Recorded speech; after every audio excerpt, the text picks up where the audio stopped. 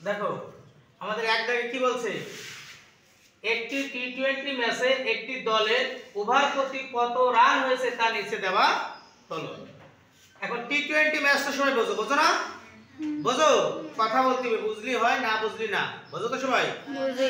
ওকে, T20 match হচ্ছে 20 ওভারের যে খেলা হয় সেটা হচ্ছে টি20 ম্যাচ। তো 20টি ওভারে কোন ওভারে কত রান করতে সেটা দেওয়া আছে। এইটা এই রান দিয়ে এই রানগুলো ব্যবহার করে একটি সারণী তৈরি করতে হবে, ঠিক আছে? বলতে 5 শ্রেণী ব্যবধানে কত সম্মুখে সারণীতে বিন্যস্ত করো। তাহলে আমরা যখন সমাধান করব তখন এইভাবে করব, ক দাগ দিয়ে লিখব। একবারে প্রশ্ন দেখি, 5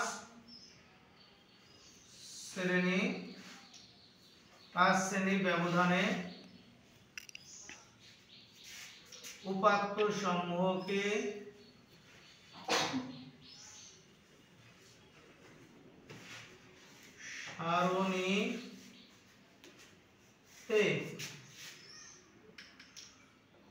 বিন্যস্ত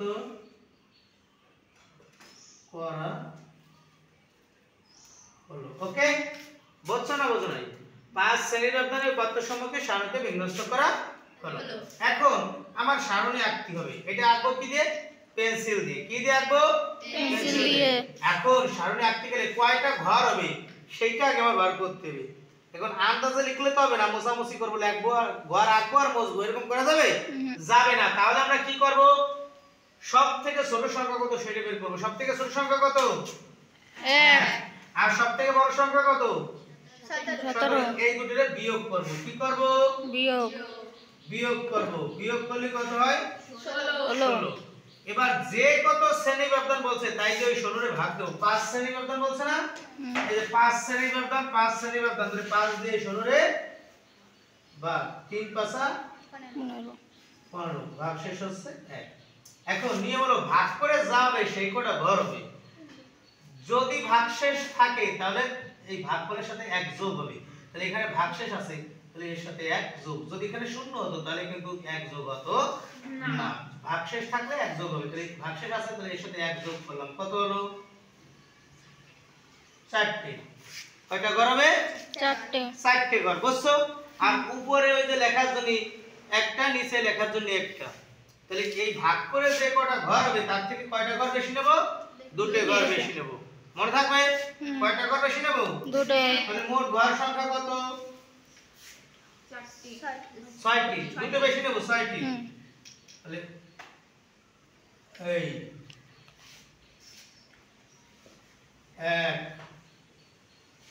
2 3 4 5 6। আর এইভাবে হবে কয়টি?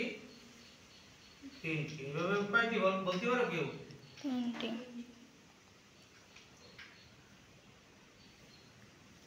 এই একটি, দুটি, কয়টি?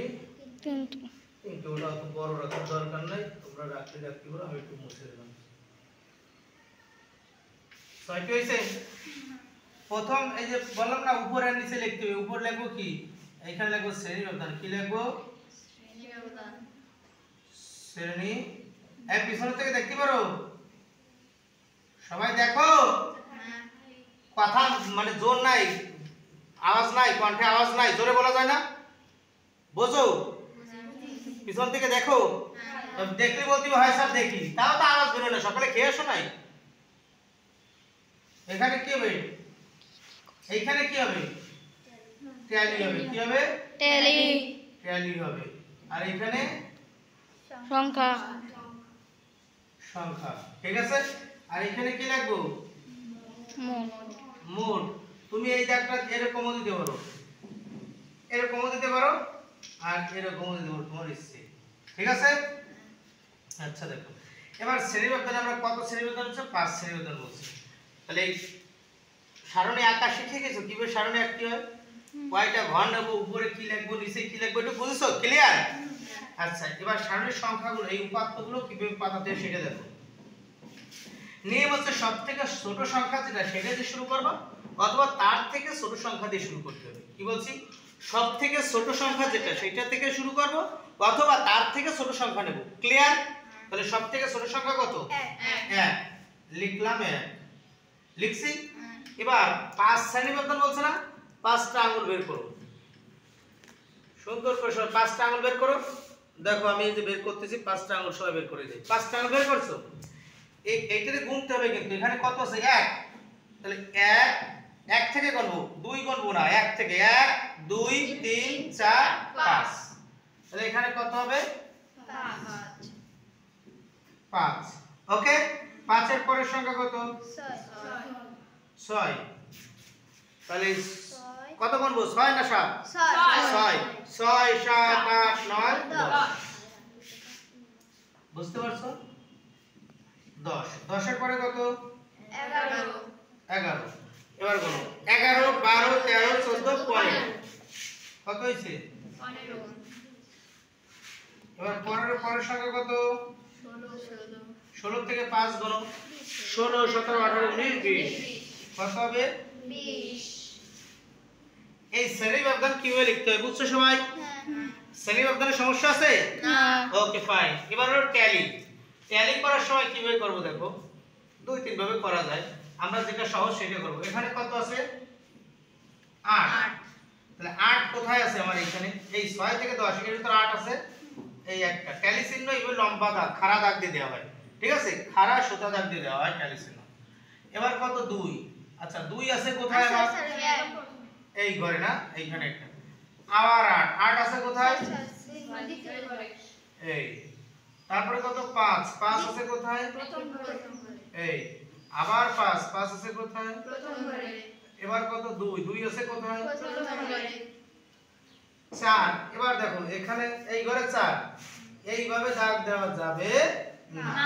যখন 4টে হয়ে যাবে তখন 5টা দেওয়ার সময় এরকমই কোণাকুণি দাগ দিতে হবে। ওকে? 5টা হলো। ঠিক আছে? এবার কত? 7 7 আছে কোথায়? এই যে, তাই না? এবার কত?